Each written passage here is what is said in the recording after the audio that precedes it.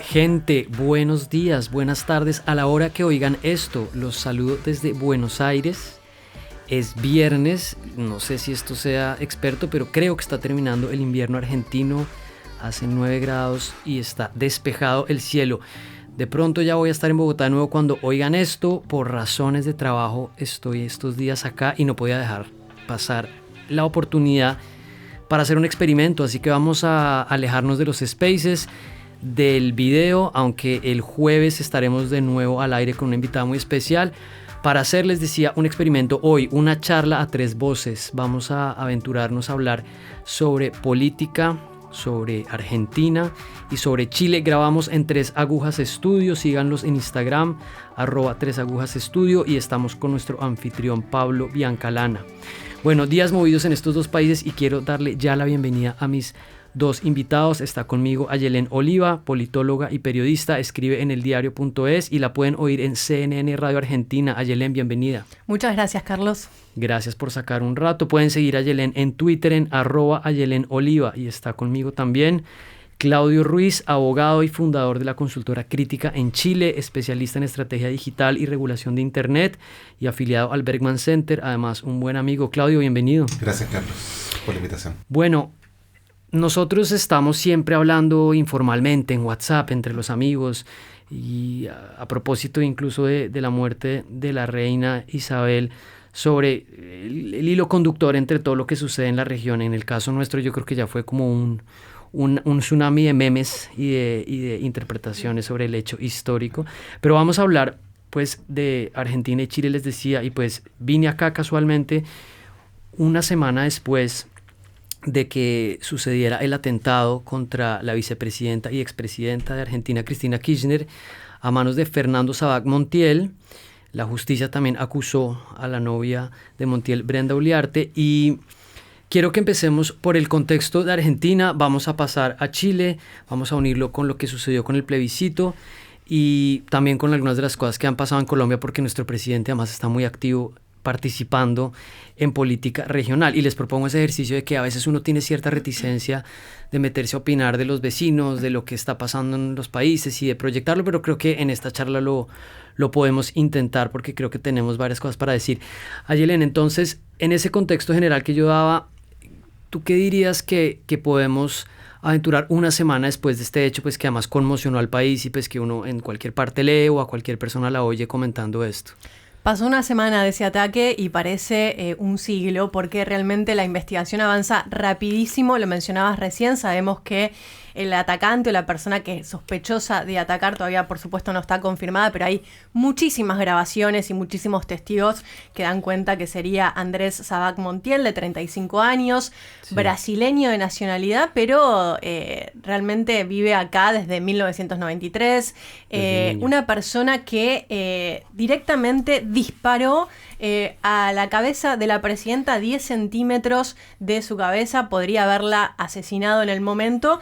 Y ahí la gran pregunta es qué pasó con ese disparo, con ese tiro que no salió. Sabemos que había 5 balas en el cargador, que posiblemente sea una cuestión de impericia del atacante, que no sabía manipular bien el arma, pero se corroboró, se comprobó que el arma había sido disparada porque había restos de pólvora ahí, y después empezaron a desencadenar lo que vos mencionabas recién, el caso también de la novia que está siendo investigada, y acá aparece un elemento central en todo esto, que posiblemente haya una organización delictiva. De hecho, hay un elemento bastante absurdo en todo esto, que es el tema de los copitos. No sé si lo han escuchado. No, por favor, darnos el contexto de los copitos. Se trata de 5 vendedores ambulantes, sí, vendedores de algodón de azúcar. Esto no sé cómo se dice en sus países, pero es ese sí. Algodón de azúcar, perfecto.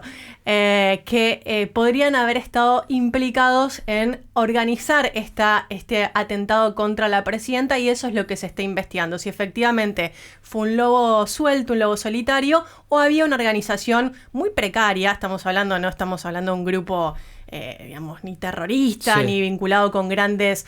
Pero la pregunta es, en todo caso, ¿quién financió? ¿Qué los movió a hacer eso? ¿Qué intereses políticos había detrás de todo eso? ¿Qué participación, incidencia o ideas políticas tenían, si es que las tenían, y bueno, y esas son las preguntas que se están abriendo.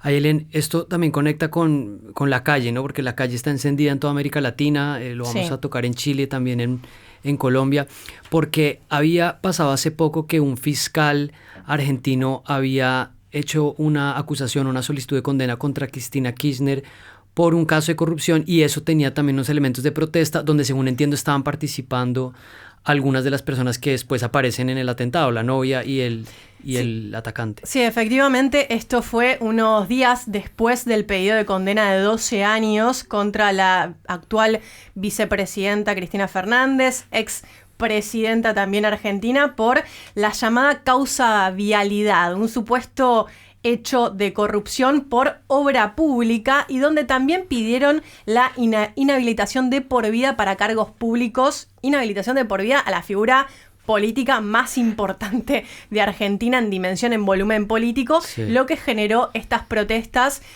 Y sobre todo, no diría protestas, acompañamientos a la vicepresidenta en la puerta de su casa. Eso generó un contexto que es totalmente atípico para Cristina Fernández, que es el tema de acercarse directamente a sus seguidores, tocarlos, firmarles libros, besarlos, algo que en general es una figura bastante inaccesible, ella, y de repente se presenta durante varios días consecutivos. De hecho, eso se está investigando, y los que son periodistas especializados en temas judiciales ya dan cuenta de que estas personas habían estado en las puertas de la casa de la vicepresidenta días antes a este ataque. Así que eso los complicaría aún más. Claro, además el atentado, como se ha visto en muchos videos, o el intento del atentado se da en esa multitud, ¿no? Ella se está bajando, está llegando a su casa.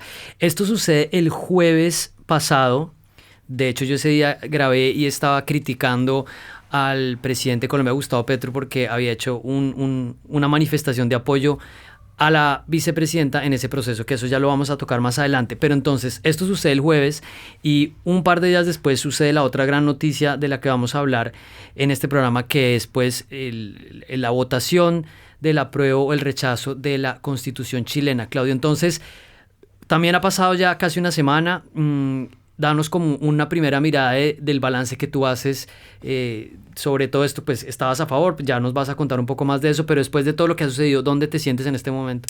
Esa es una buena pregunta, Carlos. Yo diría, como para resumir una historia que pareciera que lleva una década en Chile, que es de este proceso constitucional, es que surge en un contexto de mucha violencia, diría yo, inesperada, después de mucha protesta social muy pacífica.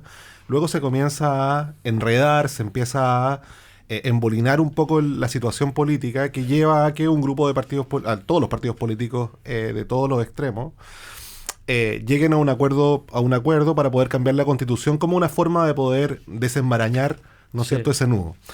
Y eso lleva a un plebiscito de entrada que es aprobado por un 80% de la población, diciendo que quieren cambiar la Constitución originalmente de Pinochet, que se le nombra así, pero digamos, en estricto rigor, es una constitución que fue modificada muchas veces durante su historia, pero sigue siendo la constitución originalmente de la dictadura.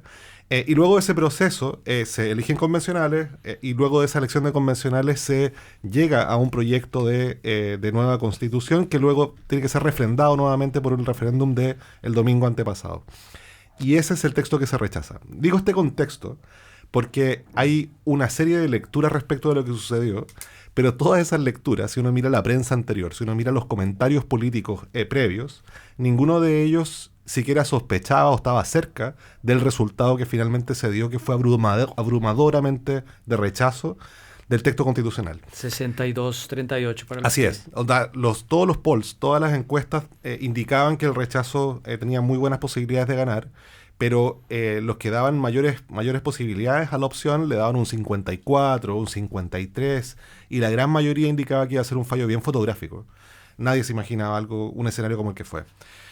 Y lo que quería mencionar sobre eso son dos cosas. Lo primero es que mucha gente miraba este proceso como una suerte de Brexit, en el sentido de un proceso con mucha desinformación, en un contexto como el contexto chileno, de muy poco pluralismo en medios, ¿no? Y por tanto, los medios que siguieron la convención son medios que son fundamentalmente de derecha, con mucha concentración, como decía, y que, digamos, de manera bastante justa uno podría decir de que no tuvieron la mejor aproximación al proceso desde el inicio.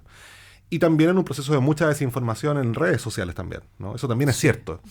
Pero tratar de explicar el resultado solamente en torno a esto que nos parece novedoso en el proceso, me parece que implica no mirar el proceso político que sucedió, ¿no? Sí. Y eso podemos hablar un poco más con detalle luego, pero me parece que ese sería como el gran resumen de lo que sucedió hace un par de semanas atrás. Y al final, y lo vamos a retomar, la posibilidad de empezar un proceso constitucional que lo hace el gobierno de Sebastián Piñera, es lo que destraba como una especie de trancamiento político. Entonces, volvemos otra vez a ese estado, es decir, Chile vuelve a entrar otra vez a ese estado como de pausa, o hay ya algunas avenidas para empezar a mover esa... Una de las razones por las cuales todo esto existió en primer lugar fue porque la derecha chilena, o bueno, una parte importante de la derecha chilena, siempre se opuso, ¿no?, a los cambios más sustantivos, más en el corazón de la Constitución del año 80, ¿no? Y que tenía que ver fundamentalmente con el rol del Estado, ¿no?, en la economía. Ese era como el corazón neoliberal que siempre, a los cuales siempre se opusieron, ¿no?, los partidos de derecha. Y que era, de alguna manera, la narrativa que estaba detrás también, ¿no?, de este nuevo proceso constitucional. De hecho, era una constitución que fue una convención, que fue compuesta por de manera plurinacional, con participación de los pueblos originarios, con un sistema en el cual había paridad.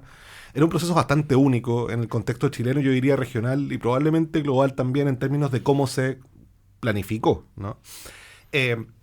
Pero lo que sucedió con el tiempo, en torno a todo lo que sucedió dentro de la convención, que podemos hablar, digamos, durante semanas de eso, pero respecto a todo lo que sucedió, implicó que todos los grupos políticos comenzaron a moverse de formas que no estaban necesariamente previstas con antelación.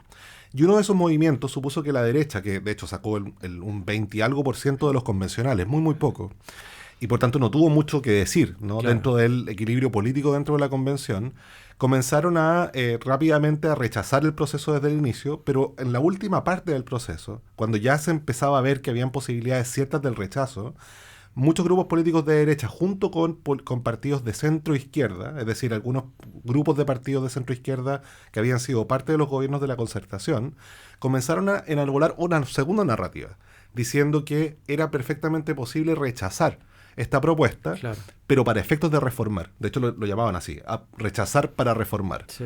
Lo que para un grupo muy importante de gente, entre los cuales me incluyo, teníamos legítima, digamos, dudas de que esa promesa, ¿no?, de reforma hacerse, del claro, corazón, de aquellas cosas que eran importantes y que gatillaron la protesta social de hace un par de años atrás, iba a poder ser cierta cuando en 30 años no fueron capaces de cambiar ese corazón medular, ¿no es cierto?, de el sistema constitucional chileno. Entonces, lo que pasa hoy día, a tu pregunta, Carlos, es que esto está pasando muy rápido, está pasando esta semana, de hecho, ¿no?, mientras grabando, hablamos. Es que los partidos políticos se han reunido con el presidente Boric, a quien lo citó el día después del fracaso electoral de la convención, para efecto de ponerse de acuerdo en esta hoja de ruta de qué hacer ahora. Sí.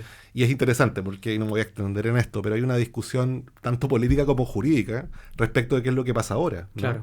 Porque políticamente la Constitución del 80 está completamente desahuciada, ¿no? O sea, sí, no solamente porque los partidos políticos ya dijeron que esta Constitución, claro, ya no va, sino que además hubo un referéndum de 80-20 en que literalmente se preguntó si es que queríamos cambiar o no la Constitución y el 80% de los votantes dijeron que sí. Por tanto, la Constitución está políticamente desahuciada.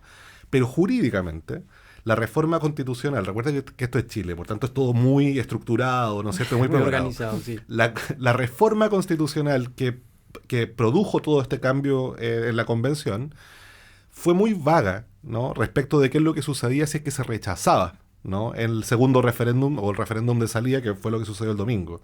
Y de hecho la única frase que indica es que si es que se rechaza, se mantiene vigente la Constitución actual. Esa es la frase que dice. Por tanto, jurídicamente, en estricto rigor, hay como una suerte como de candado cerrado, ¿no?, donde es imposible poder como salir de esa lógica, pese a que los partidos políticos parecen tener un cierto consenso de que el proceso de cambio constitucional sigue vigente, y lo que está en discusión en estos días es qué significa eso, en qué tiempos y cómo. Ahora, Claudio, vuelve a aparecer la idea de un Chile como experimento social en esto de la creación de una nueva constitución. Digo, cuando uno piensa en los procesos constituyentes, los últimos de América Latina, tenemos el caso de Bolivia, Ecuador, Venezuela, aparecen ahí procesos que se dan impulsados desde la política, desde el ejecutivo, en este caso desde los gobiernos, y acá tenemos un movimiento totalmente, novedoso. Bueno, el caso de la constitución de 91. del 91 de Colombia, ahí sí también hay un elemento distinto, ¿no? Pero donde era un desafío ver si desde abajo hacia arriba se podría crear una nueva constitución, y vemos que al menos en esta primera etapa no funcionó tan bien, ¿no?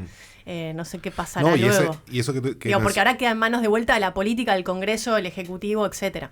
Lo que es interesante, porque precisamente una lectura de esto es que fue la política la que fracasó de alguna manera, ¿no? De ahí la protesta social, y es la política la que logró encauzar de alguna manera esa protesta social, y hoy día es de nuevo la política la que tiene que hacerse cargo de un problema, de nuevo, medular, ¿no es cierto?, de la política chilena. Que tal vez es algo que siempre le pasa al movimiento social, que normalmente no está tan articulado, que es muy coyuntural, es que cuando llega el momento de generar una acción política o una estrategia para avanzar, empiezan a tener ese tipo de problemas. Y es interesante lo que dice Ayelén, porque, y lo hablábamos con Claudio y creo que lo podemos retomar más adelante, esa pregunta abierta sobre qué pasaba si se rechazaba el texto constitucional fue exactamente lo mismo que pasó en Colombia con el proceso de paz, ¿no? El expresidente Santos, que es conocido por ser un aficionado al póker, se juega su futuro, pues porque la apuesta política fue, por supuesto, el proceso de paz con las FARC, a ese plebiscito donde se juega todo o nada. Y mucha gente le dijo en su momento, no haga eso, pero él estaba con una aprobación por el piso, el proceso con muchos cuestionamientos, y pues al final se pierde, además creo que por 40 o 50 mil votos, una locura para una votación de ese tamaño, y no había tampoco un camino claro de qué era lo que iba a avanzar. Ya después Santos hace una jugada, hacen unos cambios y lo firma, y esto queda como una gran herida para la derecha que hasta el día de hoy está sobre la mesa. Vamos a volver a eso porque hay otra cosa que me parece interesante para volver a conectar con Argentina, Ayelén, y es, obviamente ya es un poco simplificado leer el contexto político latinoamericano en términos de derecha e izquierda, ¿no? Aunque creo que en ciertas cosas sigue pareciendo, ¿no? Entre conservadores, sectores progresistas y sectores más liberales o más conservadores en otro espectro. Este tema de esos espectros tradicionales en Argentina no se puede leer del todo igual, ¿no? Y en eso pues creo que estoy diciendo una obviedad.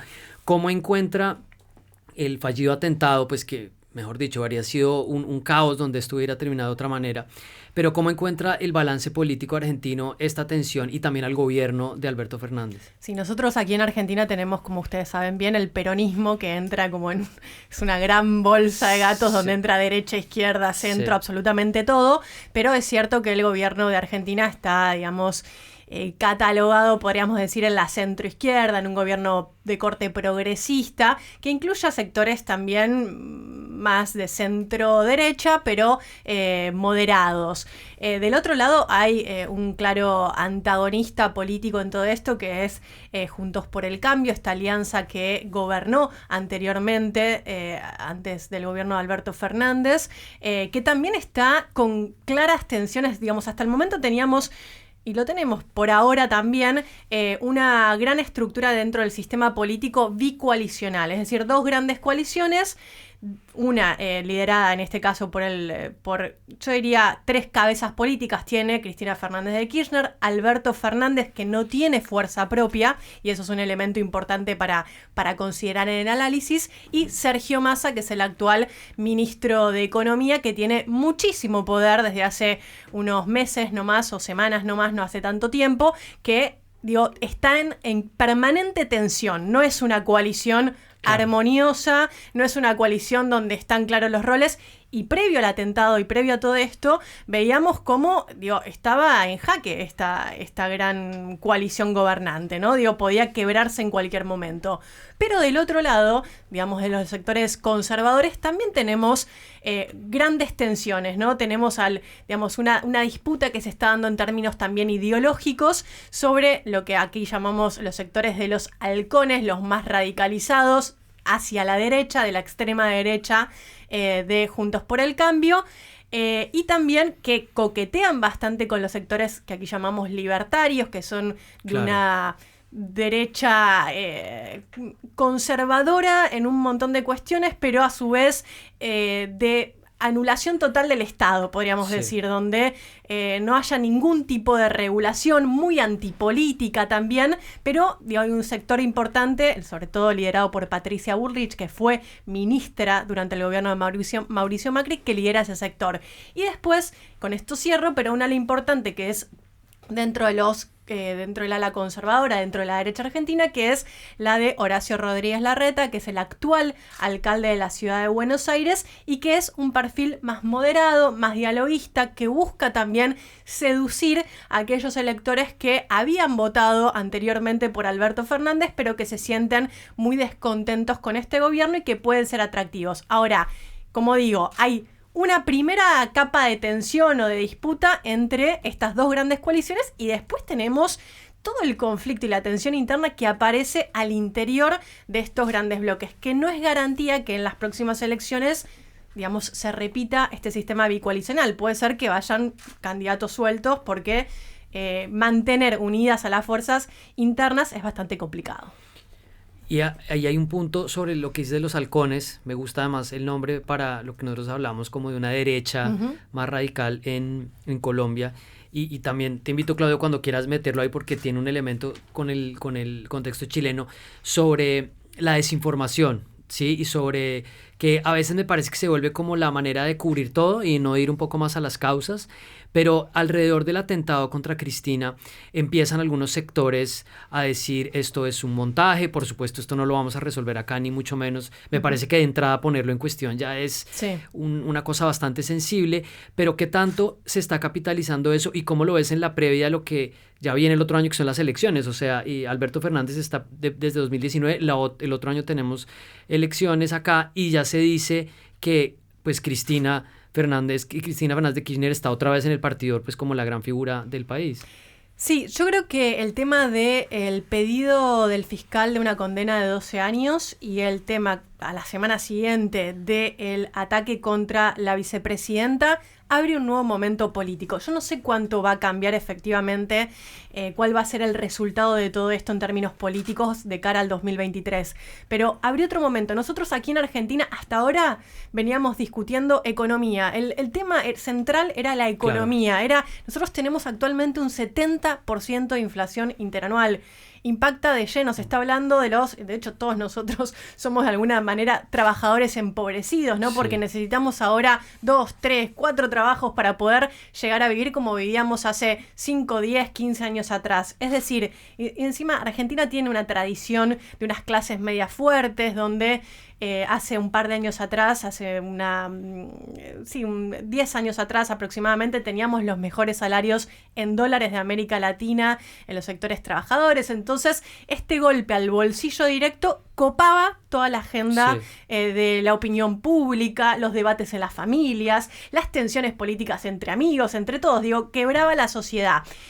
Con muchísimo consenso, por eso hoy Alberto Fernández tiene un 8% de imagen positiva, es bajísimo. Wow, eso en Iván Duque en sus peores momentos. Sí, es bajísimo y 70% de imagen negativa. Fíjense acá cómo no impacta de la misma manera la vicepresidenta. Sí, es increíble. La vicepresidenta tiene un 30% de imagen positiva, que es un núcleo duro que no se quiebra, no se aparece jamás, ¿no? Es, el teflón le decimos en Colombia. Sí.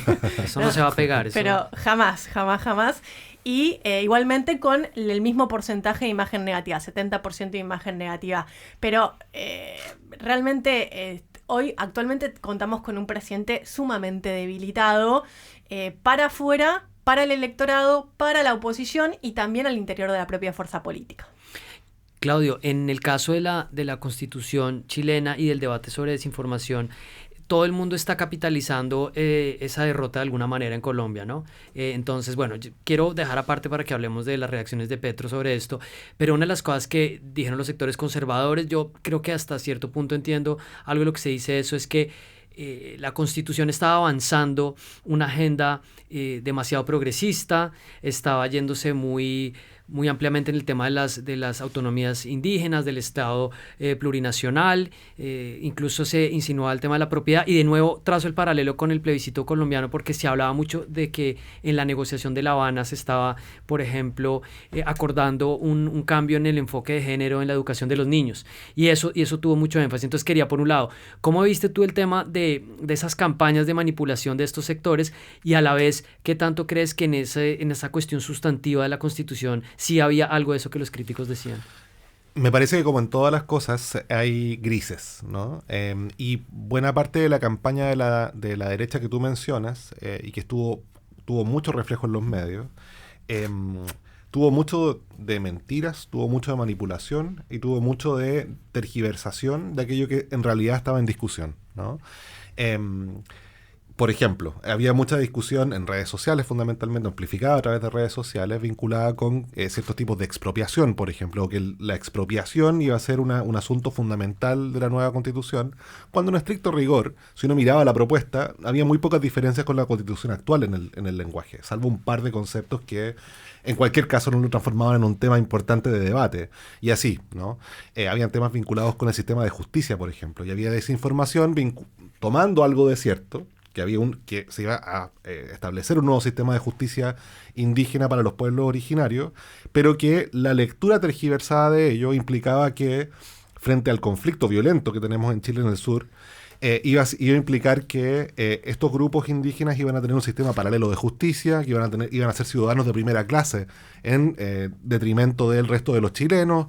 Había toda una lectura, ¿no es cierto?, que tomaban pedazos de verdad y que lo construían en torno a una narrativa, vuelvo a la idea de narrativa, una narrativa, digamos, política, que permeaba muy directamente en un importante grupo de la población que probablemente no estaba tan informada, que probablemente no estaba tan involucrada en el proceso, y donde, y aquí viene la segunda parte de tu pregunta, la propia convención, ¿no?, durante estos 9 meses de trabajo, hizo lo propio también, ¿no? Por, claro, hacer caer ese 80% que le dio vida a lo que terminó pasando ahora con este 63% de rechazo. Y me refiero a, ciertas banderas, ¿no es cierto?, que se enarbolaron con mucha fuerza y que creo yo lo hicieron basados en la premisa de que estaban sobre una ola, ¿no es cierto?, de legitimación política, que claro, efectivamente tuvieron en un principio, pero que no supieron leer, ¿no?, los cambios o la reacción. Claro, el espacio, ¿no?, que había de juego. Para eso, ¿no? Y por tanto se quedaron políticamente pegados en ese momento inicial, ¿no?, de alta legitimidad, de alta esperanza, de que vamos por fin a construir una constitución en estos términos, cuando la verdad es que después de esos 9 meses muchas cosas pasaron y no fueron capaces de leer en el fondo esa digamos, cómo esa lectura que ellos estaban construyendo en ese texto constitucional conversaba, por ejemplo, con la economía, lo que mencionabas tú recién, me parece que también funciona allí. En un contexto de crisis económica, ¿cómo es que vamos a resolver, por ejemplo, el tema del agua, que estaba muy presente en el texto constitucional? ¿Cómo íbamos a resolver el asunto de los recursos naturales, que es un asunto esencial en la economía chilena, en los minerales fundamentalmente, sí, que, digamos, tenía una nueva lectura también en el texto constitucional, en fin. Y todas esas cosas, por tanto, en un contexto de crisis política como el que existe acá en Argentina, me parece que explica también la manera en la cual la población recibió y codificó esa propuesta que la convención finalmente propuso y explica en parte la derrota. Ayelen, ¿qué lugar tiene en el debate político argentino esa agenda progresista? Porque yo la veo, pues en Colombia está completamente metida de fondo, con muchas susceptibilidades, con muchas reivindicaciones, y en este momento la pregunta que se hace la sociedad civil progresista en Colombia es similar, por supuesto, a cosas que pasan en Chile, pero también en México, ¿no? Porque llegó Andrés Manuel López Obrador, que era supuestamente el gran aliado, y esto se fracturó rápidamente, y hoy en día lo que hace realmente AMLO es ponerlos contra la pared, porque les dice a muchas organizaciones que yo soy el representante directo del pueblo, y con Gustavo Petro hay algún nivel de temor, pero también, o por lo menos de prevención de que eso pueda pasar o que se amplíen ciertas tensiones, pero en particular la misma izquierda y unos sectores liberales se preguntan por eso. ¿Qué lugar tiene eso en el debate acá? Yo lo que veo que hay como dos momentos o dos movimientos en paralelo que se tocan, pero más o menos, ¿no? Digo, veo por un lado el tema de, sobre todo la división la hago en grupos de países que, aquellos países que no han tenido gobiernos de izquierda o progresistas en esa primera oleada progresista en la región, me refiero al caso de Colombia y de jamás, Chile, claro. Y aquellos países que sí hemos tenido gobiernos de izquierda o progresistas en América Latina, me refiero al caso, por ejemplo, de Brasil, de Bolivia, de Argentina, etcétera. En nuestros casos me parece que aparece el caso Argentina, lo vinculo también muy bien con el caso de Bolivia, como un momento de menor o mayor escepticismo, ¿no? De menor... yo veo como a Chile y a Colombia en un momento de mucha expectativa, muy expectante, muy ilusionado con el proceso. Nosotros estamos como más críticos, ¿no? Como, bueno, a ver si esto funciona realmente, a ver si no hay una deriva autoritaria, a ver si la economía la terminan de cuadrar bien, a ver cómo funciona eso dentro de las tensiones internas en los sectores. Digo, estamos viendo, por ejemplo, el caso de Bolivia, donde hay una disputa muy fuerte entre el gobierno, sobre todo la figura de Luis Arce con la de Evo Morales. Evo Morales no se sabe cómo acomodar muy bien ahí dentro de ese esquema donde no tiene un cargo hoy institucional. Sí, es como es el presidente de la 6 Federación del Trópico de Cochabamba, tiene un cargo político, sindical, gremial muy importante, pero ya no ocupa un lugar en el Estado. Entonces me parece que ahí vemos las mismas tensiones acá entre la vicepresidenta Cristina Fernández con el presidente, yo te puse en ese lugar, entonces vos me respondés a mí. Creo que va a pasar, yo creo, algo similar en Brasil en el caso de que gane Lula da Silva, que vuelva a la presidencia con una alianza, ahí también una fórmula electoral compleja. Muy distinto a lo que lo llevó antes al poder. Claro, entonces creo que, yo dividiría en dos grandes grupos, ¿no? Por un lado, países que sí han tenido esta historia previa y aquellos que no tanto, que llegan, aquellos que sí pasamos por estos gobiernos, aparecen, por ejemplo, con agendas... yo diría un poco más conservadoras, ¿no? Incluso los gobiernos de izquierda, más conservadores, el caso de Bolivia también, posiblemente el caso de Brasil también, claro. Con agendas mucho más, yo diría, hasta hiperrealistas, pragmáticas, de decir, bueno, esto es un contexto político y global, totalmente diferente al de la primera oleada, y tenemos que garantizar, en este caso, que funcione la economía principalmente, y después el tema de los temores personales. Yo creo que acá condicionó y mucho que la vicepresidenta tenga un temor concreto, que es quedar detenida, ¿no? Que hay una agenda que eso en un gobierno que se inicia, que es nuevo, el caso de Colombia, el caso de Chile, no existe, ¿no? Y acá, bueno, hay condicionamientos que pasó también en el caso de Bolivia con Evo Morales, ¿no? Que me parece que limitan y restringen mucho más y empiezan a aparecer las agendas personales, políticas, de cada uno de estos dirigentes políticos, que terminan ajustando un poco o encorsetando un poco la capacidad de maniobra de estos gobiernos. ¿Puedo mencionar algo vinculado con esta que preguntabas tú, Carlos, de las causas progresistas? Me quedé pensando con el concepto, porque una forma de verlo es un poco como tú ayer lo explicas muy bien.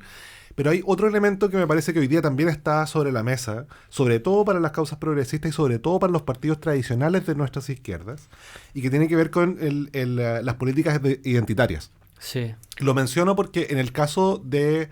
Me parece que este es un tema novedoso a la luz de los procesos de izquierda que ya tuvieron los países como Argentina y otros que mencionaste recién, pero que hoy día están allí, ¿no? Y están allí donde hay una lectura desde la izquierda más tradicional, que sigue siendo muy conservadora en muchísimos aspectos, ¿no es cierto? La izquierda latinoamericana, por ejemplo, en temas de derechos sexuales y reproductivos, fueron históricamente bien conservadoras.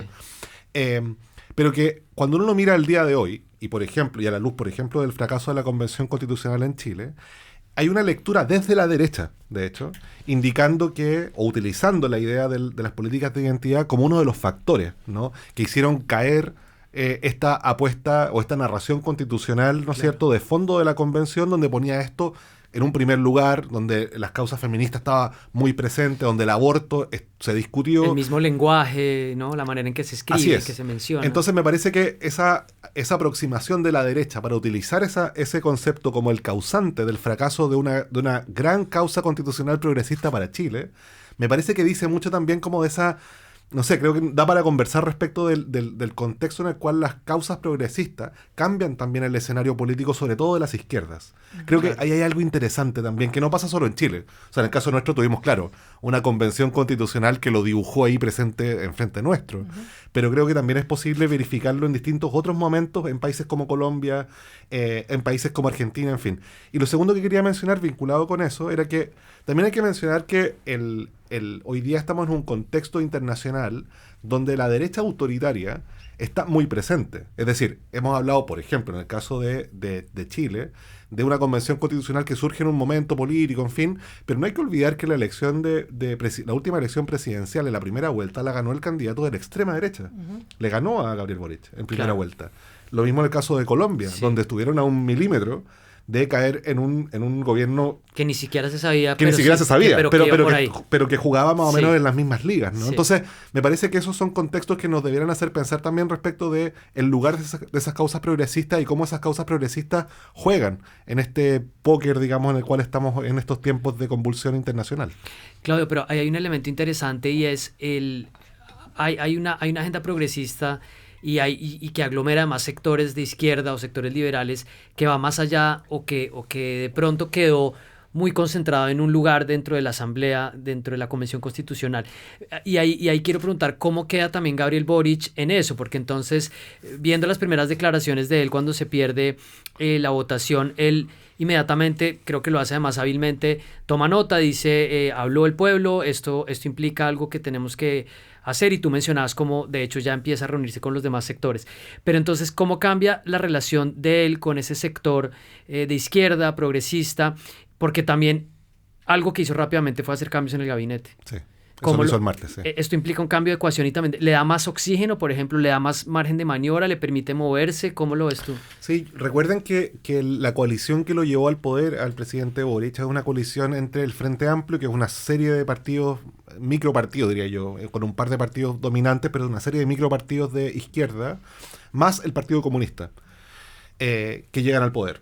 En la segunda vuelta es apoyado por una serie de coaliciones de centro-izquierda tradicional, pero que a priori no hicieron, digamos, no eran parte de la coalición. Cuando el presidente Boric llega al poder, hábilmente, me parece que es un político muy hábil el presidente Boric. El presidente Boric lo que hace en su primer gabinete es que incluye, de manera marginal, pero incluye a personajes de esta centro-izquierda tradicional que había gobernado en los famosos 30 años, ¿no es cierto?, de la transición política chilena. Pero luego de la derrota, lo que sucede es que pareciera ser que la lectura que hace el presidente Boric, correctamente en mi opinión, es que lo que es derrotado es también una forma de mirar la política en Chile que había sido, digamos, monopolizada por la lectura del Partido Comunista fundamentalmente, en una manera bien aprovechadora, diría yo, de mirar la protesta social, por ejemplo, y adueñársela, lo que es muy propio, digamos, de un partido, sí, digamos, con ese tipo de estructura, ¿no es cierto?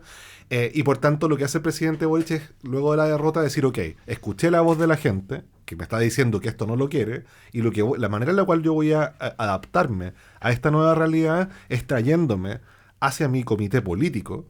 No solamente hizo dos cosas muy interesantes, no solamente a políticos que venían de esa tradición de centro izquierda. Piensa que la ministra del Interior nueva, Carolina Toá, es la hija del último ministro del Interior del presidente Allende, ¿no? O sea, hay una cosa simbólica y muy importante de traer una política que representa como el ADN más puro, ¿no es cierto?, de la centro izquierda chilena de los últimos 50 años, claro, hasta de linaje, ¿no es cierto?, y la pone allí.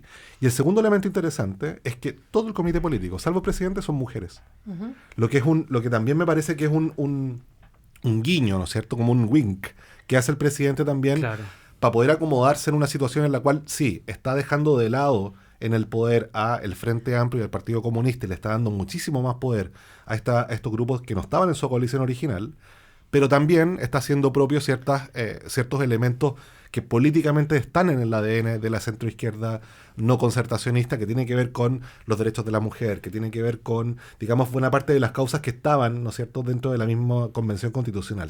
Parece un cambio como en el plano simbólico, pero también muy pragmático, ¿no? Sí, porque son actores que van a tener que dialogar con el Congreso, con las mayorías opositoras dentro del Congreso, y que yo imagino con ciertos actores de la izquierda tradicional mucho más complejo ese diálogo, esa articulación articulación dentro de el ámbito legislativo. Entonces, bueno, ahora como la pelota está del lado del Congreso, me parece en articulación con el Ejecutivo, que también tiene ese objetivo, ¿no? Además, recuerda que el Congreso está 50 y 50. Claro. El gobierno no tiene mayoría en el Claro. Congreso, y por tanto... Ese punto me parece interesante y les quiero proponer que hagamos como una especulación de dónde estaríamos si no hubiera pasado X, ¿no? Entonces, el primero es el escenario de Chile, pero tal vez para volver a hacer el ping-pong Argentina, ¿dónde podríamos estar si no se hubiera dado el atentado, ¿no? Porque en este momento tú dices la posibilidad de que Cristina Kirchner estuviera presa o encausada en una etapa más avanzada, y yo desde afuera digo, me parece impensable ese escenario, pero definitivamente si el atentado no se hubiera dado, ella estaría en un lugar. Y el segundo, ¿dónde estaríamos si el plebiscito, si la convención hubiera salido adelante? Ayelen, empecemos por ahí. A ver, estos ejercicios contrafácticos me dan terror, no quiero decirlo, pero vamos a ensayar alguna respuesta. Me parece interesante pensar lo siguiente. El ataque a la vicepresidenta, si bien vos comentabas recién que algunos sectores, y si uno habla con la gente en la calle, hay varias personas que te van a decir, desconfío de que sea cierto, no sé Claro. cuánta veracidad tiene. Yo no lo veo tanto en los medios. Esto es muy llamativo porque recién hablábamos fuera del aire también de la polarización que hay, la partidización que hay de los medios argentinos, pero hubo como un consenso generalizado de repudio. Esto pasó, claro. Esto pasó, es real y repudio.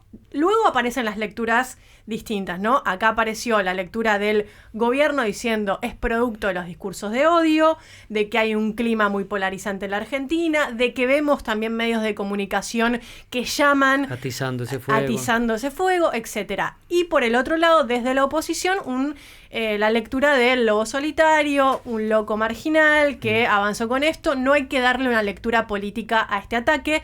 Argentina, es cierto que en materia de violencia y violencia política, a diferencia de Colombia, no tiene como una historia de... Realmente para nosotros es totalmente novedoso, esto no es algo típico de la política argentina. Dejo eso de un lado, Sí, pero sí, por sí. otro lado, es cierto que esto puede ser capitalizado políticamente por la vicepresidenta, ¿no? Porque de alguna manera reactiva y le da como un sentido, hablamos recién de las identidades, ¿no? De identidad, de reforzar, que venía muy golpeado, ¿no? La identidad dentro sobre todo el kirchnerismo, que no es lo mismo que el peronismo, es una facción dentro Sí. del peronismo, es el ala más de izquierda dentro del peronismo, que venía muy golpeado porque tenía que hacerse cargo de un gobierno con poco brillo, ¿no? Con poco brillo, por no decir muy golpeado por las cuestiones económicas que mencionábamos recién, que era muy difícil cómo hacer campaña electoral frente a las elecciones del 2023 con un gobierno que tenemos, insisto, 70% de inflación, mayor cantidad de pobreza en Argentina. No tenían cómo jugar. ¿Cómo se hace? Entonces, Claro. bueno, esto primero fue el manejo de la lectura que hace el kirchnerismo de la persecución política con el pedido de 12 años de prisión de la vicepresidenta, y hasta ahí era una jugada que todos más o menos conocíamos, y aparece este elemento novedoso que es el ataque contra la vicepresidenta, que nos dejó a todos los argentinos y argentinas en shock. Digo, estamos como, ¿qué pasó acá? No es algo... Y más ultra documentado, ¿no? Ese elemento Claro. de redes me parece muy impresionante, ¿no? El video desde hay distintos videos, ángulos. hay Tremendo. una Eso cantidad es- de testigos sí, impresionantes, un digo, no montón hay de dudas información. ahí. Pero luego vamos a ver también, digo, esto se puede también usar en términos políticos, y por eso la oposición tiene tanto temor a esto de que no sea algo que le termine favoreciendo a la vicepresidenta. Digo, lo estoy diciendo de manera muy fría y muy Sí, racional, por supuesto. supuesto que no beneficia a nadie que haya Claro. una persona apuntando a 10 centímetros de tu cara, para nada. Sí. Pero Sí, sí, repudio totalmente, pero me parece que es importante ver qué otra forma va a tomar en los próximos meses y cómo va a ser narrado al interior del kirchnerismo y al interior del peronismo este ataque contra la vicepresidenta. Claudio, y si hubiera ganado el apruebo, ¿tendríamos a un progresismo, digamos, arrasando en Chile? ¿Estaría, digamos, como en modo crucero? Es una buena pregunta, pero me quería detenerme un segundo en lo que Ayelen mencionó respecto del pragmatismo, creo que una de las características que tiene el presidente, además de su increíble juventud, o sea, cuando uno lo mira y lo conversábamos ayer, Sí, ¿no? sí, Y tiene sí. 36 años, o sea, y cuando salga de la presidencia va a tener 40 recién, y Que ya va a se va tener a poner a ya va a ser hacer- un expresidente. Es muy raro pensarlo así.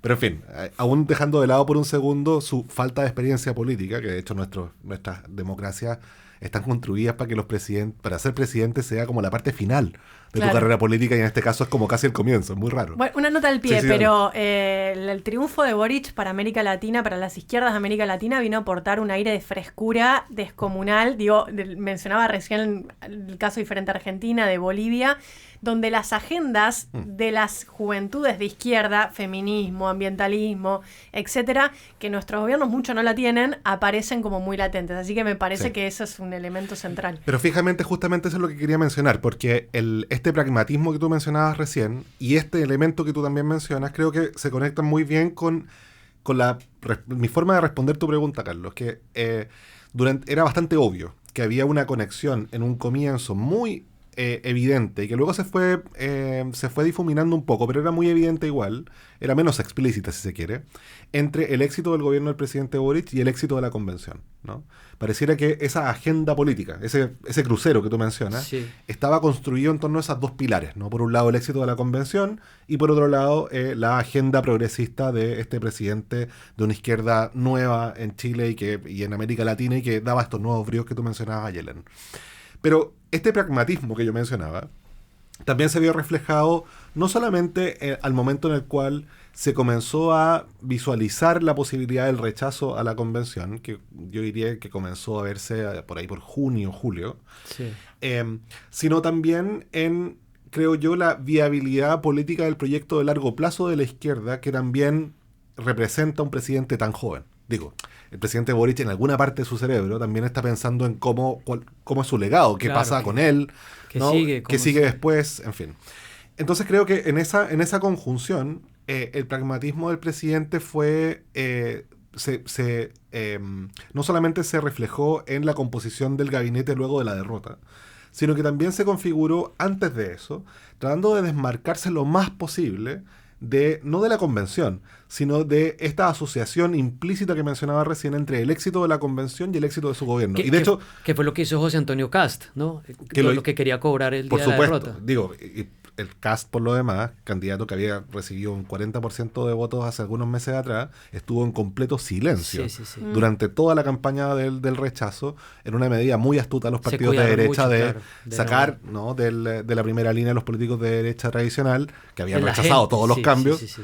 y poner a independientes y más gente de centro en la campaña. Pero en fin, ese es un elemento que quería mencionar respecto de el pragmatismo, a propósito de tu pregunta respecto de la victoria de la prueba, que yo creo que explica bastante bien estos movimientos que estamos viendo Claro. en estas horas, digamos. Que además los está haciendo rápido. Y ahí hay un contraste interesante con Colombia, porque una de las primeras cosas que hace Colombia llega a la segunda vuelta presidencial del 19 de junio en un estado de mucha tensión, ¿no? Porque venía Rodolfo Hernández, que un exalcalde que no se sabía muy bien de dónde venía, empieza a estar en TikTok, acumula una cantidad de votos, dice es de derecha, es de izquierda, no se sabe, bueno, pues evidentemente lo adoptan los sectores conservadores y el uribismo.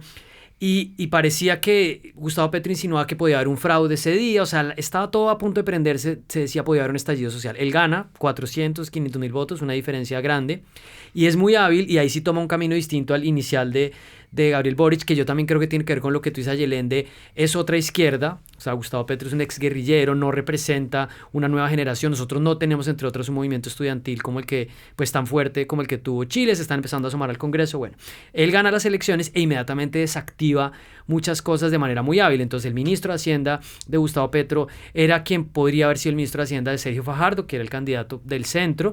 Él inmediatamente reparte el gabinete dejando fuera figuras de la izquierda, que de hecho el gobierno arranca con un poquito de resentimiento, y en el Congreso, por ejemplo, había una expectativa de que para muchos debía ser María José Pizarro, la hija del líder del M19 inmolado, Carlos Pizarro. Yo la entrevisté cuando estaban dando esas negociaciones y pues sí decían simbólicamente ella podría estar ahí. Finalmente, el día de la posesión presidencial, ella le pone la banda a Gustavo Petro. Sin embargo, el presidente del Congreso es Roy Barreras, que ha sido santista uribista, porque él dice de entrada: yo necesito tener un un pragmatismo y una negociación que por ahora le ha dado una gobernabilidad que ya genera preguntas, ¿no? Porque es como, ¿y por qué tienes tanta mayoría si vienes a hacer tantos cambios? Eso es extraño. Quiero redondear para que lo conectemos con Colombia con algunos nombres. Entonces hablábamos de José Antonio Cast, pero me genera duda, Ayelen, ¿en qué queda Mauricio Macri? Porque Mauricio Macri perdió la reelección contra quienes están gobernando hoy. Uno pensaría que en el caso de Chile Cast vuelve y se asoma, todavía queda mucho juego para él, pero en cambio en el caso de Argentina ya hay que empezar a pensar qué figuras se asoman, qué podemos decir de Macri. Sí, no tenemos certezas todavía de que Mauricio Macri quiera ser candidato a presidente, posiblemente sí, empezó hace un año un poco más a aparecer mucho más en la escena pública, con un discurso mucho más radicalizado de derecha, tenía una posición, así terminó su mandato, ¿no? Arrancó con una posición más moderada y terminó un poquito más radicalizado y empieza a aparecer en la escena pública, jugando en tándem con otra potencial o alguien que aspira, no sé, no creo que le dé para eso, pero que aspira a la presidencia, que es Patricia Bullrich, juega en tándem con ella. Esto también es importante para entender el proceso, con ciertos guiños, como decíamos, a los libertarios en Argentina. Y del otro lado de las ofertas políticas que sean dentro de Juntos por el Cambio está Horacio Rodríguez Larreta, que es el ala más moderada, actual alcalde de la Ciudad de Buenos Aires, que creo que tiene mucha ambición, muchas ganas de jugar y ha esperado su momento y puede ser que sea su momento en el 2023. Dentro de esta alianza también hay algunos actores secundarios, como el ala del radicalismo. El radicalismo, un partido histórico, centenario en Argentina, que quedó era el histórico adversario del peronismo, pero que, después las crisis de partidos del 2001, etcétera, queda, sumido a lo que es Juntos por el Cambio. Hay algunos radicales que también van hacia el peronismo, hacia el kirchnerismo, se divide, se fragmenta, que es Facundo Manes, que es un actor que yo no le veo muchas chances, pero que juega también hace el mismo juego que Horacio Rodríguez Larreta, muy moderado, muy dialoguista, que busca no polarizar aún más la sociedad, pero que yo creo que en una interna que seguramente se vaya a dar el año que viene en el partido, no tendrá mucho lugar. Una interna que hay que ver si quiere jugar el expresidente, porque si juega ahí, yo no sé hasta qué punto un alcalde puede decir, yo le compito al expresidente, no sé. Ahí tenemos casos como similares al de Duque, ¿qué pasa cuando juega un expresidente, no? Hay algunas dudas. ¿Y qué tanto tú crees que en un contexto político como el argentino, una propuesta moderada tenga juego en las elecciones? Porque en Colombia claramente el Partido Verde y esa coalición de la esperanza no tenía espacio. La gente quería oír algo muy distinto y mucho más definido y más radical. No diría radical porque tampoco me parece que sea el discurso de Petro, pero más jugado, digamos. Es interesante la pregunta porque luego de la derrota de Cristina Fernández, pero el candidato del kirchnerismo en el 2015, luego asume la oposición, vuelve a perder 4 años de mandato, vuelve a perder. Parecía como que el pedido del electorado o de la sociedad argentina era bajar un cambio, ¿no? Era estar un poco más tranquilos, ir por algo más moderado. Por eso es que Cristina Fernández designa a Alberto Fernández, que es un perfil de político mucho más moderado y más centrista. Pero lo cierto es que, tampoco termina de funcionar. Sí. Entonces la pregunta es, no sé, y acá nosotros en Argentina no tenemos opciones en el centro que vayan por fuera de estas dos grandes coaliciones. Claro. No existe eso. Lo que sí pueden existir, opciones dentro de esas coaliciones que tiendan hacia un centro, ¿no? Pero me parece que ahí las opciones terminan diluyéndose un poco más. Y hay que decir que también tenemos la agenda política corrida muy el debate público corrida muy a la derecha. Es un tiempo muy distinto de hace 15, 20 años atrás, así que se está yendo por esos carriles. Claudio, y para hablar de nombres propios, un comentario sobre los expresidentes. Tenemos, por supuesto, a Michelle Bachelet, a Ricardo Lagos y a Sebastián Piñera. ¿Qué rol jugaron y cómo los viste en cuanto a la importancia en este tema? Piñera guardó un estricto silencio respecto del asunto, y digo estricto y además estratégico. O sea, era Vox Populi, que si es que Piñera salía que evidentemente estaba por el rechazo del proceso constitucional, lógico, pero si él aparecía públicamente en eso, iba a ser un espaldarazo brutal para el apruebo, ¿no? Dada su escasísimo masa de apoyo popular. En el caso de Lagos es más interesante, porque Lagos tuvo una aproximación muy distante del proceso, ¿no? Pese a que tiene cierta cercanía con el presidente Boric. El presidente Boric es un sujeto bien dialogante y ha tendido muchos puentes con esta izquierda más tradicional, que de hecho él en el comienzo de su carrera política se dedicó a desprestigiar, digamos, ¿no? Sí. Pero en los últimos, yo diría, 2 años ha comenzado como a tejer puentes mucho más formales con ellos, y la aparición de Carolina Tovar en el Ministerio del Interior es como la cristalización de ese proceso, ¿no? Pero Lagos, dentro del proceso de la convención, fue muy timorato, ¿no? En su aproximación hacia el apruebo o el rechazo del texto, lo que llamó mucho la atención, ¿no? En un sector muy importante de la izquierda tradicional, y que lo hizo no tomar partido, de hecho, ni hasta el final del proceso. Lo que creo yo que en buena parte de su masa de adherentes, que es una generación superior a la nuestra, digamos, en términos de edad, ¿no? Como Sí. gente entre 60 y pico más de años, creo que dolió mucho, digamos, esa falta, digamos, de lectura política, que era lo que caracterizaba a Lagos, ¿no es cierto? Uh-huh. Digamos, en toda su vida republicana, que parece haberla perdido en estos últimos años, ese tacto, ¿no? Esa digamos, necesidad que tenían esos adherentes de que este líder, no este viejo líder, los acompañara en un proceso. Y por último, en el caso de Bachelet, es interesante porque Bachelet está en Ginebra. O sea, Bachelet está terminando su periodo en Naciones Unidas, y en los últimos 2 días de su mandato hizo 2 cosas muy notables. Lo primero es que, hizo público el informe en China, ¿no? Que hasta el día de hoy está provocando muchos coletazos respecto de la situación de derechos humanos en China. Y lo segundo que hizo es que se hizo público en la última semana de la campaña televisiva, producto del apruebo y el rechazo, su aparición, ¿no? En televisión apoyando el apruebo de manera muy explícita, ¿no? A diferencia de lo que había hecho el presidente Lagos.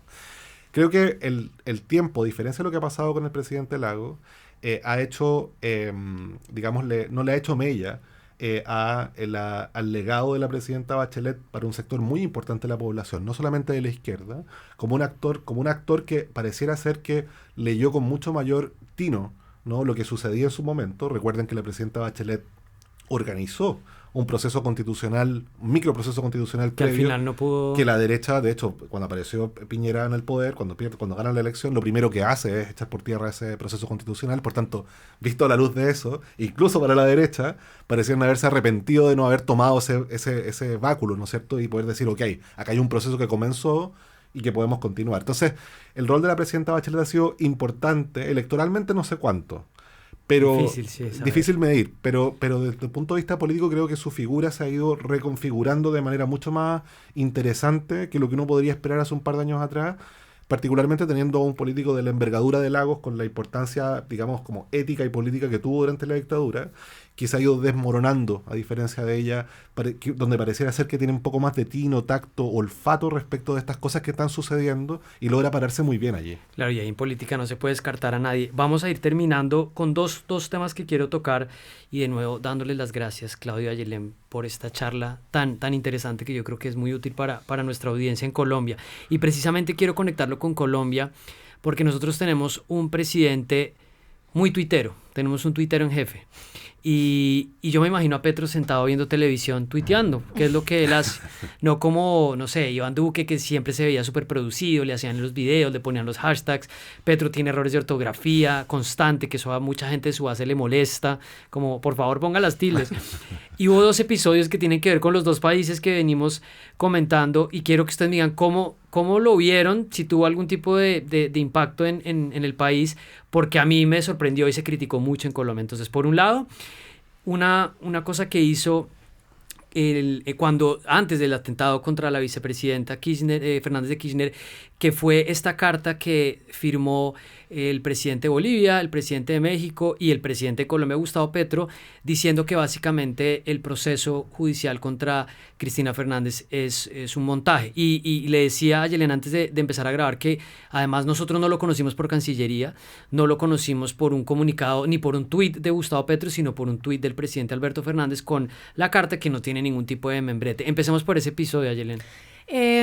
Una cosa hubiera sido que esa carta fuera en rechazo a el ataque a la vicepresidenta, y otra cosa es lo que pasó antes, ¿no? Una carta en rechazo a un pedido de un fiscal de una condena de 12 años a una expresidenta, vicepresidenta en funciones. Para el gobierno argentino, por supuesto, fue un fuerte espaldarazo. De alguna manera fue leído, sobre todo en términos de una especie de a ver, ¿cómo definirlo? De búsqueda del presidente argentino de complacer a la vicepresidenta.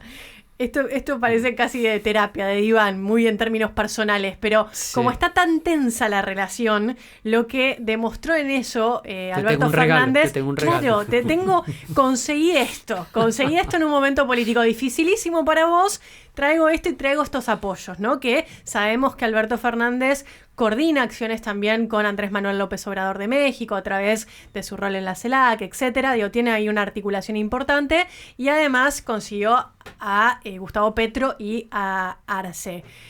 Dentro de la oposición cayó un poco raro porque no había un consenso, de hecho no lo hay, un consenso de que no sé, es injusta ese pedido hay sectores del kirchnerismo que dicen que sí, hay sectores de la oposición que dicen no, hay sectores dentro del peronismo que también cuestionan un poco eso, entonces me parece que fue un poco jugado haber firmado eso por parte de los presidentes. Yo decía que también ahí el dato son los grandes ausentes.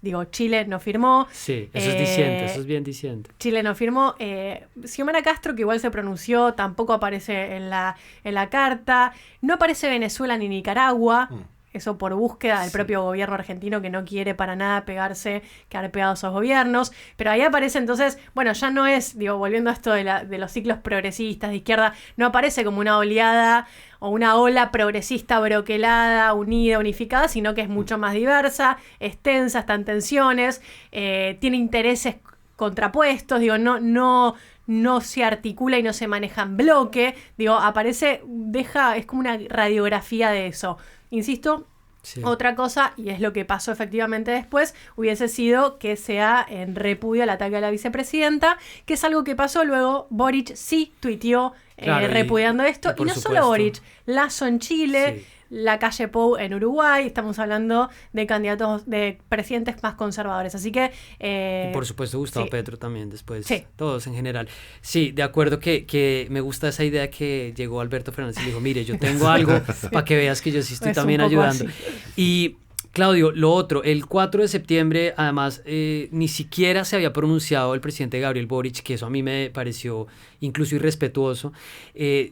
Gustavo Petro simplemente retuitea el tuit de CNN en español donde dice pues que el rechazo ganó, con un comentario: revivió Pinochet.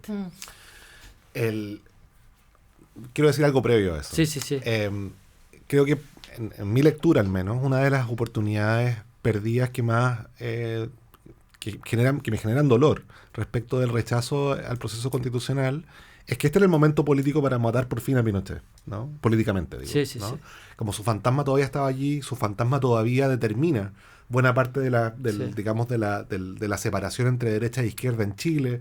Por tanto, la aparición de un texto constitucional que enarbola nuevas banderas, que pone nuevos términos a la conversación y al diálogo político, creo que simbólicamente mataban esa figura y que lamentablemente no sucedió. Pero a propósito del tuit, creo que, claro, también fue leído, fue en el momento de mucha tensión, de mucha sorpresa política también, por tanto creo que duró 5 o 10 minutos la sorpresa, ¿no es cierto?, de Petro, que fue muy, como tú dices, irrespetuoso. Pero creo que la observación es una observación que da cuenta como de esa realidad, que creo que es cierta en algún sentido, pero también creo que hay una, ¿cómo decirlo? Hay una manera de poder mirar también este largo proceso político, si se quiere, dejando de lado un poco, mirándolo con un poco de distancia, ¿no es cierto? La convención, la elección de Boric, en fin, donde la figura de Pinochet creo que sigue siendo importante, como mencionaba recién, pero donde también buena parte de la izquierda también quiere reconfigurarse en claves diferentes, en distintos clivajes, hablando en términos como más de ciencia política. Sí. No quieren jugar a lo mismo, ¿no? Sí. Y creo que esto que mencionaba recién de estas tensiones dentro del Partido Comunista, por ejemplo, dan cuenta de eso, ¿no? Son otras las claves, ¿no?, que parecen estar ahí. Sí, es decir, está sobre la mesa el neoliberalismo, la Constitución, tal, pero estas nuevas voces, estas nuevas ideas, estos nuevos desarrollos, parecieran ser que son como nuevos elementos que la izquierda quiere poder entender mejor, articular mejor y quizás articular una mirada política desde América Latina que quizás es más novedosa que lo que estamos acostumbrados a ver. Sí, no lo sé. Y apropiarse de su historia, no seguir respondiendo a la historia del otro. Y eso parece caerle mal también a algunos sectores. Digo, en Argentina a mí me llama la atención que cuando vino Gabriel Boric aquí, no fue recibido por la vicepresidenta argentina. Ah, wow. Es raro eso. Eso es significativo, sí. Tampoco se proclamó, no dijo nada en relación, pero me parece llamativo cuando sí recibió a Francia Márquez, por ejemplo. Claro, la vicepresidenta. Entonces. Sí. Quiero terminar con una conexión personal con la vida de ustedes en el día a día, de cómo al final experimentan esto. Y si realmente implica un cambio, pues por supuesto venimos de un cambio gigantesco en nuestras vidas en el 2020, en el parte del 2021, pero a mí en particular el estallido social del 2021 me cogió en un momento en el que yo estaba haciendo un programa, les contaba, de televisión por las noches, cuando estaba cerrada la ciudad, y era querer apoyar al movimiento, estar muy consciente del descontento, pero también sentir un contexto de violencia, de muchísima tensión. Obviamente los sectores sociales no equivalían a la violencia en las calles, que era lo que de alguna forma querían mostrar algunos sectores, y también como de una indignación frente a la reacción oficial. Entonces yo sufrí un poco ese año, ¿no? Y también estaba muy nervioso por un desenlace tenso en la elección presidencial. Entonces mi día a día estaba también un poco como, ¿qué va a pasar? ¿Por dónde va esto?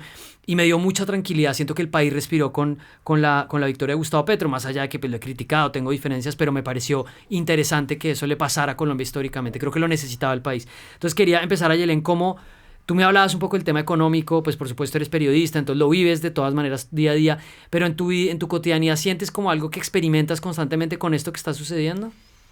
Yo creo que, voy a hablar en términos personales, pero creo que refleja una parte importante del clima social que se vive aquí en Argentina.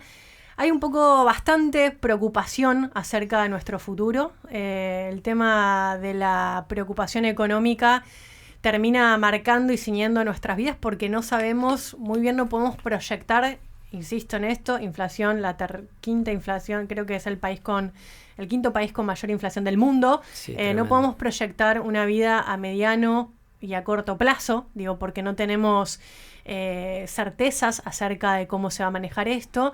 Eso genera también, además de la preocupación, un gran desconcierto acerca de qué es lo que va a pasar el año que viene.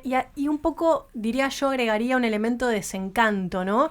Desencanto, ¿por qué? Porque vimos que el anterior gobierno no pudo y este tampoco, y son cada uno de colores políticos distintos. Sí. Entonces, ahí aparece sí la lectura más de politóloga en todo esto, que, bueno, ¿en qué va a derivar ese desencanto? Sí. Porque nosotros todavía tenemos partidos y estructuras de partidos y un sistema político que responde y que atiende a las demandas de una mayoría social. Pero ¿qué pasa? Y ahí aparecen los ejemplos de Chile y Colombia también, ¿no? De qué pasa cuando se rompa, en el caso de que esto suceda, como pasó aquí en el 2001, una confianza total en los partidos tradicionales, en los políticos. No estamos en ese momento, pero no sé a qué va a llevar todo esto. El candidato libertario, Milei, fue el tercero en intención de voto, votado en la ciudad en las últimas elecciones legislativas. Entonces, eso puede crecer, va a haber una irrupción de nuevos actores políticos, va a haber una derechización aún más de la política. Resalto, desconcierto, desconfianza también en la política, un descontento también en la política tradicional, que todavía no se ve en una ruptura del canal de representación, como creo que pasó en Chile, y una gran preocupación, pero de la vida cotidiana, de cómo organizarnos, cómo proyectar a 6 meses. Sí. Claudio. Yo estoy súper de acuerdo, creo que hay una lectura más o menos similar. Sí, siento, ¿no?, también cosas en de todos eso. lados. Pero quería mencionar sobre lo que acaba de mencionar Ayelen, la idea de la estructura de partidos que mencionaba, bueno, es parte de la idea común, ¿no es cierto?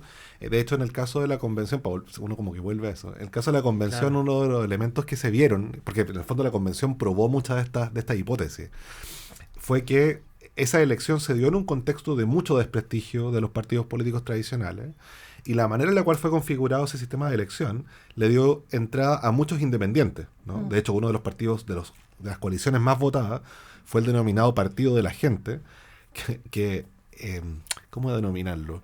Era un partido que no era un partido, sino que era un movimiento que estaba basado fundamentalmente en el seguimiento de una figura televisiva que no vive en Chile, sino que vive en Alabama, ¿no? Eso fue impresionante. Sí. Bueno, que hace YouTube. No entendí cómo era posible. Y fue el tercer más votado, Sí. ¿no?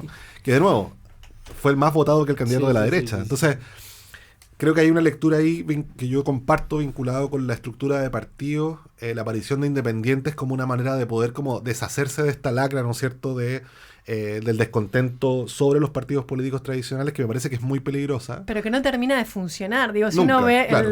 el resultado del rechazo, es como fue la crítica a los partidos tradicionales y después, con una mayoría independiente gestionando un proceso constituyente, también fracasó, rechazo. correcto.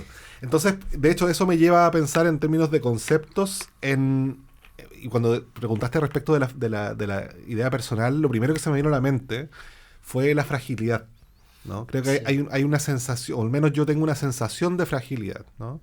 Los que tenemos sobre, no sé, 35, 40 años, como que a estas alturas del partido entendemos que la vida es muy frágil en general, ¿no? Pero creo que en los últimos años es posible poder visualizar de que esa fragilidad también está en nuestras instituciones políticas, también está en nuestras coaliciones y también está en la manera en la cual intentamos resolver los problemas de la economía, los problemas del costo de la vida, en fin. Y creo que esa sensación también se vio reflejada, por ejemplo, en el caso del estallido social en Chile, con ver tanques de nuevo en la calle. O sea, yo nací en dictadura, me eduqué durante la dictadura, pero no recordaba el impacto, ¿no? Porque ha pasado tantas cosas, pasó una pandemia, en fin. Pero volver a recordar a tu pregunta, que a 3 cuadras de mi casa pasaban tanques, ¿no? Claro. Con militares arriba, en toque de queda, creo que da cuenta también de esa fragilidad que mencionaba recién, y creo que ese sería como el concepto con el que yo más me quedo, ¿no? La palabra. Hay un sociólogo francés, François Douet, que no sé si tiene un par de años ya el libro, de publicar un libro que se llama La época de las pasiones tristes. Y recién, yo mencionaba el desconcierto, el desencanto, la preocupación, y él plantea cómo este tipo de sentimientos terminan creando nuevas estructuras de representación política, ¿no? Que generalmente llevan a lugares, a Cast, a aquellos personajes, a Hernández también, que no sabemos bien quién era, pero te prometía algo novedoso. Entonces, la preocupación ahí que a mí me aparece de manera muy latente es, ¿en qué va a derivar cuando tenemos una visión muy pesimista acerca del futuro, de lo que puede pasar, donde no hay una proyección del futuro? El progresismo funcionó porque había una idea de que el futuro era mejor. Yo me esforzaba ahora porque luego mis hijos, voy a comprar una casa, voy a poder hacer. Y esto ya se quebró. Entonces, ¿cómo se traduce eso después en términos políticos? Es peligroso, ¿no? Esa idea que dices del tanque por una calle, me recordaba que durante la campaña y el concepto de fragilidad, pues nosotros tuvimos una campaña presidencial entre el 89 y el 90 donde mataron a 3 candidatos presidenciales. Entonces, cuando se hablaba de Petro, el inevitable ascenso de Petro para mucha gente, y teníamos personas de la derecha en las portadas diciendo Petro nunca será presidente, tú podías oír a la gente en alguna comida diciendo o en un chat, lo van a matar. Y yo decía, yo no puedo creer, a mí me ponía frío. Sí. Yo decía, no puede ser que vayan a matar a Petro. Entonces, como que el hecho de que haya llegado a la presidencia, no lo mataron, pero como listo. Eso me parece tremendo. Pues, Ayelen, Claudio, me pareció una charla muy entretenida, yo la disfruté mucho, espero que la gente que nos oye llegue hasta este punto, algunos llegarán. De verdad les doy gracias por sacar un tiempo, Ayelen. Yo sé que tú además empiezas tu día intensamente en unas horas. Estas son tus horas como un poco más libres y sacaste este rato para pasar por acá. Gracias. Muchas gracias, Carlos, por la invitación y un placer también haber conocido a Claudio. Claudio, y pues bueno, no sabía, tú tenías también reuniones la mañana, nosotros hemos podido charlar un poco más y aprovechamos también para hacer esto. Gracias de verdad. No, gracias a ti, ha sido un placer y creo que siempre es bueno conversar y darle como aire, ¿no es cierto?, a ciertas ideas que muchas Sí. veces en el conflicto de la política diaria no tenemos mucho espacio para poder hacer. Gracias. Bueno, gracias de nuevo a Tres Agujas Estudio, a Pablo Biancalana, y bueno, espero que esto les guste, comenten, compartan, nos vemos el jueves con una invitada muy especial. Chao gente, gracias.